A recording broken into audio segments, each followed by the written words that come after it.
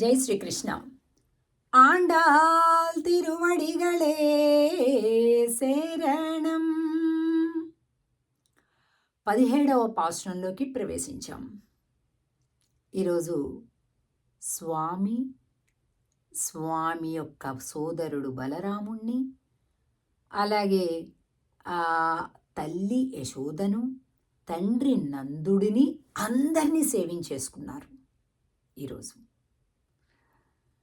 అంబరమే తண்ணీరే సోరే అరం செய்யும் நந்தகோபால எழுந்திராய்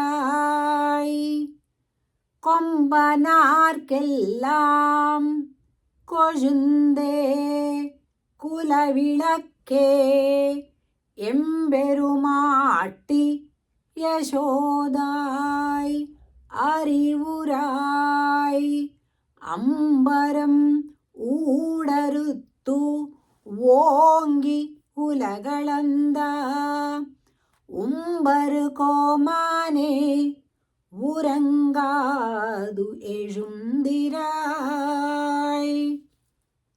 செம்பொற்கழலடி செல்வா பலதேவா உம்பியும் நீயும் உறங்கு ఏలోరెంబావాయ్.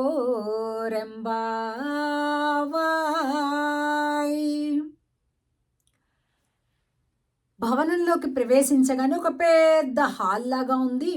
4 బంగారు మంచాలు కనిపిస్తున్నాయి. గుమ్మానికి మొదటిగా నందుడి మంచం కనిపించింది. తర్వాత యశోద, ఇలాగా ఉన్నాయన్నమాట.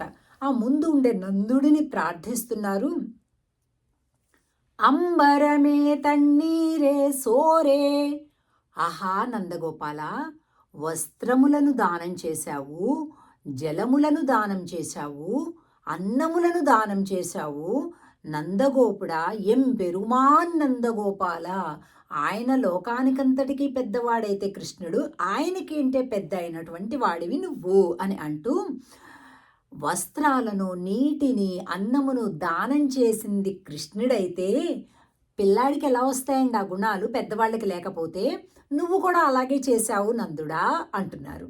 అంటే ఆ నిద్ర మేలుకొలిపేటప్పుడు స్తుతిస్తూ వాళ్ళలో ఉండేటటువంటి గొప్ప గుణాలను తలుచుకుంటూ అనమాట.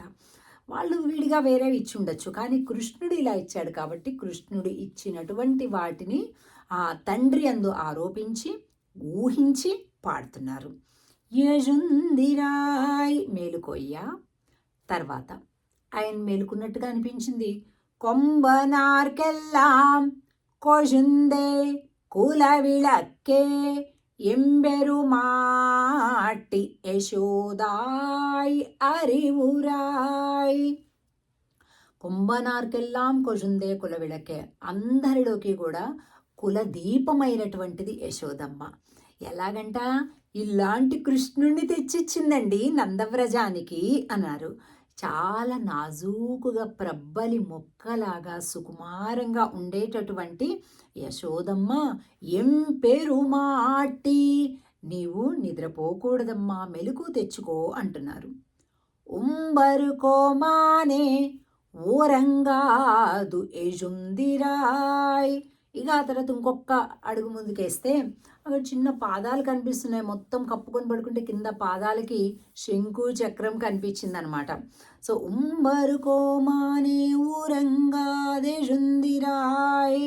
కాలములనన్నింటినీ కూడా గెలిచినటువంటి వాడా, నిర్వాహకుడా, ఉలగళందా, నీ పదములతోటి లోకములను కొలిచినటువంటి వాడా, నువ్వు పడుకోకూడదయ్యా, లేవాలి అంటున్నారు. ఇక తర్వాత మంచం ఎవరిదంట? బలరాముడు. ఎలా తెలిసింది? ఆయన కాలు కొద్దిగా బయటకు వచ్చిందంట. ఆ కాలుకి బంగారు పెండెరం ఉందంట, బంగారు కడియం ఉన్నదట. అది చెప్తున్నారు. అలాంటి కడియాన్ని ఎందుకు వేశారయ్యా అంటే, నీవు అడుగు పెట్టాకే ఇదిగో మా నందవ్రజంలో ఇలాగా కృష్ణుడు వచ్చాడు అని ఆయనకి సన్మానం చేశారట. అలాగా బలరాముడు. ഉമ്പിയും നീയും ഉറങ്ങു ഏലോരമ്പാവായ്.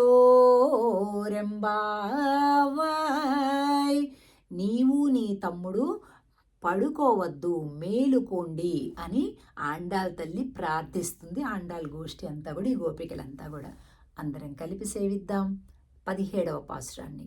రేపటి రోజు విశేష పాసురం, విశేష ప్రసాదాలు, అమ్మవారిని నిద్ర మేలుకొలుపుతున్నారన్నమాట. అమ్మవారి దగ్గరికి నెమళ్ళు నడక నేర్చుకోవటానికి వస్తాయట, కోకిలలు సంగీతం నేర్చుకోవటానికి వస్తాయట. అలాంటి అమ్మని రేపటి పాశురంలో మేలుకొలుపులు పాడుతున్నాం అన్నమాట. కలుద్దాం. జై శ్రీకృష్ణ. ఆండాల్ తిరువడిగళే శరణం.